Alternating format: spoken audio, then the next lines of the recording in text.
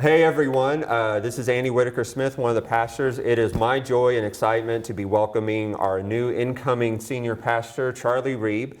We have had the joy of getting to know Charley these last few days as he's just popping in to check out things and to say hello. So we just wanted to take a few minutes for you to get to know Charley a little bit better as we are welcoming him in July. So Charley, there's this question that we always have to ask of pastors, which is, how were you called into ministry? What was kind of your experience discerning that call at the time? No, great question. I was very young. I think God wanted to get a hold of me early to make sure, because I had a lot to learn.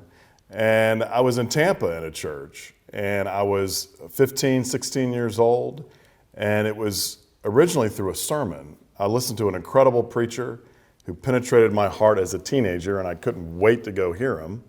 And then that began this journey where God would put me in certain circumstances where people would affirm me, where they would recognize the gifts that I had.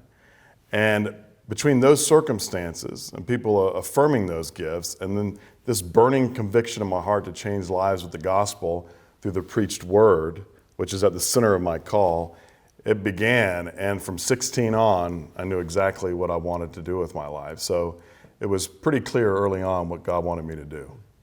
So you mentioned preaching being a high part of your calling. You've written a lot of commentaries. You work with Course of Study. You've written books. What is your hope of preaching for a congregation or people? What is it that you hope people get out of what you preach? That's another good question. You know, I have a sacramental view of preaching. And in my book, of course, we got two sacraments, baptism and Holy Communion. But for me, in my experience, I see preaching perhaps sometimes as the third sacrament, if you will, because an interesting story is someone once asked Billy Graham, how do you know when you're really preaching God's word, when you're in an auditorium and you're preaching to all these people? And his response was priceless. He said, oh, that's easy. It's when at least one person there no longer hears my voice, but the other voice speaking. And I think that's one of my goals, is to decrease as the Lord increases. Now we have to do our part, of course, and prepare and be prepared vessels. But one of my hopes is that when folks hear my sermons, your sermons, they begin to hear the other voice speaking, the Lord speaking to them, right to their hearts. And it makes a difference to their life, and they're changed by it, that it's an event for them. Yeah. In coming to Lakeland, it's been a while since you've been here, so there's some of Lakeland that you know, some obviously has changed. What are you most excited about coming back to this church and to this community, and what opportunities are you hopeful for?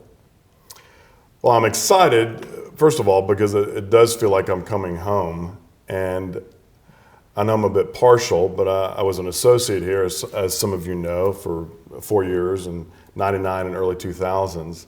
And I just know how healthy and loving this church is, I mean, to its very core. And I'm excited about being a part of that again. I don't think I've ever known any church like this one. And just to be a part of its ministry, just being a part of it is going to be exciting for me, because people don't realize how far-reaching this church's ministry goes and how loving this church is. And so the impact it makes and being a part of that, I'm just thrilled about it, and the opportunities to grow in that. And going back to that support, what are ways that the congregation, the church, can be supportive for you and your family as you're coming back in? I would say, first of all, just to pray for me. I can't wait to pray for patience, because I can't wait to get here, and I'm very excited. And of course, we have the move. I got to do that. But I'm just ready to snap my fingers and to be here. So pray that I can be patient in working through the move. But also pray for me and my ministry as I begin it. And just pray for the staff, because even though I've been here before, this is a transition for everyone.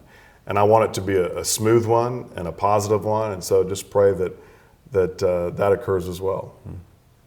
So in the midst of the calling of a pastor, what are maybe some of your hobbies or interests outside of professional ministry, and just how do you work at balancing the two? I enjoy golf a great deal. Also enjoy writing. I enjoy playing with my son Paul, who's 6 years old, and he keeps me young. He has into all kinds of activities and sports. And how do I balance all that? Well, I mean, I don't know. How do you balance that, Andy? I don't know. I think, I think my wife is very helpful in helping me balance that because she knows me better than anybody. So she's able to be in tune with me. Also, I've learned, through prayer and reflection, I know when there are times that I need rest, but I do think balance is important. And taking those times to rest so you can be recharged to do what you need to do and what you're called to do. So. Well, and I will say, I mean, in terms of support, the congregation I felt is very supportive and wants their pastors to take that time off. So it is helpful to hear those voices. All right, bonus question. And I didn't want you to be ready for this one. Trivia. Name the 1980s hard rock supergroup featuring members of Duran Duran, Chic, and singer Robert Palmer. Well, I think that's a trick question because I don't consider those groups hard rock. Okay. If there is there, yes, I don't know. There may be a group with those three, but maybe the easy way to get out of that question is I don't consider Duran Duran 80s hard rock. Okay, so sub question then. Yes. Who would win in a sing-off between Van Halen and Bon Jovi? Let's see, early Van Halen with David Lee Roth or Sammy Hagar? Let's go with Roth, David Lee Roth. Probably Bon Jovi would in a sing-off. Mm-hmm. Yeah, Hagar had a better range, but yeah, I think it would certainly be Bon Jovi. Okay. Yeah, I have to work on that. I'm impressed. All right. Well, thank you all so much. You will learn much, much more in the weeks and months to come. And again, just thank you for your support as we enter this new season.